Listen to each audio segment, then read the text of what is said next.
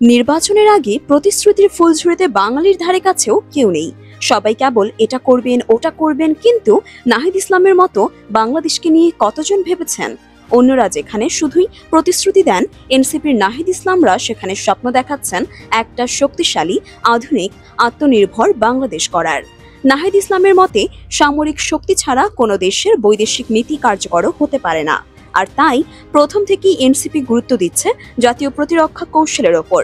দলটির চাওয়া বাংলাদেশ গড়ে তুলুক একটি আধুনিক আকাশ প্রতিরক্ষা ব্যবস্থা, যেখানে থাকবে অত্যাধুনিক surface two air missile system, যেন শত্রুরাও পিলে চমকাতে বাধ্য হয়।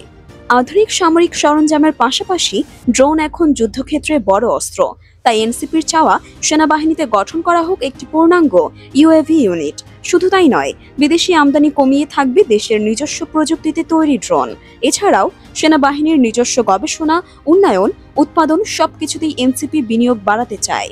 আর নৌবাহিনীর আধুনিকায়নে এনসিপির চাওয়া হলো সাবমেরিন ভিত্তিক ত্রিমাত্রিক সক্ষমতা। এর পেছনের যুক্তি হলো বাংলাদেশের ভূপ্রকৃতি নদী ও সাগর কেন্দ্রিক, তাই প্রতিরক্ষার কৌশলও হতে হবে ঠিক সেভাবেই সাজানো। আর এমন সব যুগোপযোগী পরিকল্পনার ভেতর দিয়ে স্পষ্ট বোঝা যায় তারা শুধু স্বপ্ন দেখায় না, স্বপ্ন বাস্তবেও নামাতে চায়। নাহিদ হাসনাতের সমন্বিত চাওয়া হলো এমন একটা জাতীয় নিরাপত্তা পরিষদ গঠন করা, যেখানে থাকবে সংসদের নজরদারি, নাগরিক অধিকার রক্ষার নিশ্চয়তা আর আঞ্চলিক শান্তির প্রতিশ্রুতি।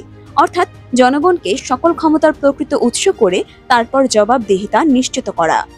স্বৈরাচার হাসিনার পতনের পর যেদিন শহীদ মিনারে দাঁড়িয়ে দেশকে মুক্ত করার শপথ নিয়েছিলেন নাহিদ ইসলাম, ঠিক তার 1 বছর পর তিনি কথা বলেছেন পুরো দেশের কাঠামো বদলে দেওয়ার।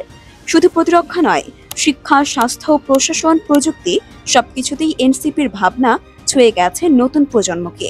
এদিকে অক্সফোর্ডের তাসনিম জারা যেন আর একটি ডায়মন্ড। পড়াশোনা শেষ করেই ফিরেছেন দেশে, রাজনীতিতে এসেছেন মানুষের সেবা করতে।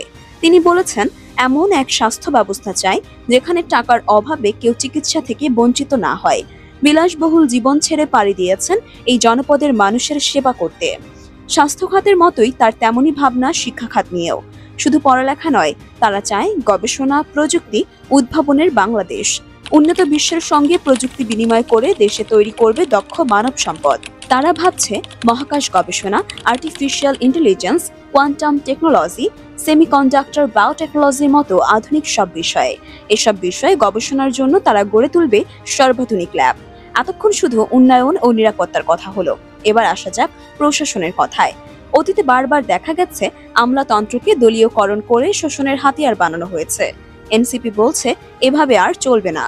নিয়োগ, বদলি, পদোন্নতি সবকিছুর একটাই মানদণ্ড থাকবে, মেধা আর যোগ্যতা। তারা চায় স্বাধীন বিচার ব্যবস্থা, যেখানে বিচারক হবেন নিরপেক্ষ, সাহসী। তারা চায় না উপনিবেশ আমলের কোনো আইন মানুষকে দমিয়ে রাখুক। তারা বলছে বিচার বিভাগ হবে সত্যিকারের জনতার।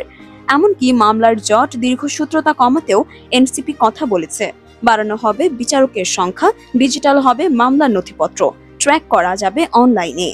আর অর্থনীতির প্রাণ যারা প্রবাসীরা, তাদেরও এনসিপি দিয়েছে বিশেষ গুরুত্ব। তারা বলছে প্রবাসীদের শুধু অর্থের মেশিন হিসেবে নয়, একজন সম্মানিত নাগরিক হিসেবে দেখা হবে। থাকবে স্বাস্থ্যসেবা, ভোটাধিকার, সামাজিক নিরাপত্তার নিশ্চয়তা।